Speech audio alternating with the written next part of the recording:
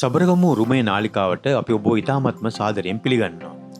අදත් අපි යන්නේ තවත් දිය ඇල්ලක් ගවේෂණය කරන්න. මේ දිය ඇල්ල තිබෙන්නේ රත්නපුර දිස්ත්‍රික්කයේ ඇලපාත ප්‍රාදේශීය ලේකම් කොට්ටාස. ඒ සැඟවුණු සුන්දර දිය ඇල්ල තමයි හත්බඹ ඇල්ල. මේ දිය ඇල්ල පිහිටලා තියෙන්නේ නිරිඇල්ල ගම්මානයේ. හත්බඹ ඇල්ල කියන මේ ඇල්ලට මේ නම හැදිලා තිබෙන්නේ බඹ හතක් කුසයි කියන මතය උඩ. එම්නම් අඩි 42ක් පමණ තමයි මේ දිය ඇල්ලේ උස ප්‍රමාණය තියෙන්නේ. මෙම දිය ඇල්ලේ මේ පසුබිම බලනකොට මෙම ස්ථානයේ මේ දිය වැටෙන තැන ගොඩක් දෙනා නාන්න පාවිච්චි කරනවා. ඊළඟට මෙම ස්ථානයේ ඉතාමත්ම හොඳ දුර්ලභ ගණයේ මසුන් ගෙවසෙනවා. ඉතින් ලස්සන බවක් හැමදේම තිබෙනවා. ඒකම මේ මෙතන ඇල්ලත් එක්ක තියෙන ස්ථානයෙන් පොඩ උඩට නැග්ගොත් ටික දුෂ්කරයි ගමන. නමුත් මේ කැලේ අස්සින් උඩට නැග්ගොත් එම තවත් මීට වඩා සුන්දර දිය ඇලි කිහිපයක් දකින්න පුළුවන්කම තිබෙනවා. ඒත් මේ දිය ඇල්ලේම ඉහළ කොටස ගල් ගොඩක් වට වෙලා තියෙන ස්ථානයක මැද තියෙනවා විශාල වලක්. ඒ වලට දිය ඇල්ල කඩ හැලෙනවා. එතෙන්ට කියන්නේ කළු වල කියලා. මෙතන සමහර අය නාන්න පාවිච්චි කරනවා.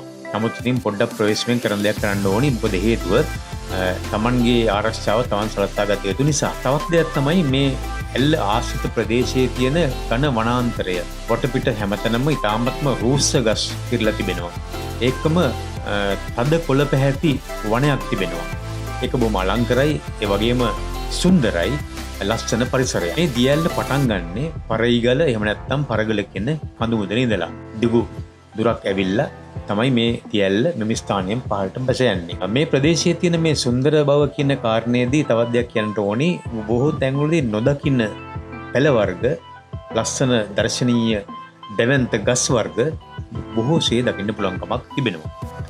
එතකොට මේ නිරිඇල්ල ගමේ තියෙන මේ හත්බඹ ඇල්ල කියන ඇල්ල ඒ ආකාරයෙන් ඉතාමත්ම සුන්දර බවක්, මනස්කාන්ත බවක් දක්වනවා. දිය ඇල්ල ආශ්‍රිතව තියෙන මේ වනාන්තරයේ තියෙන සිසිලස මිනිසුන්ට ඉතාම හොඳින් විඳ ගන්න පුළුවන්කමක් තිබෙනවා.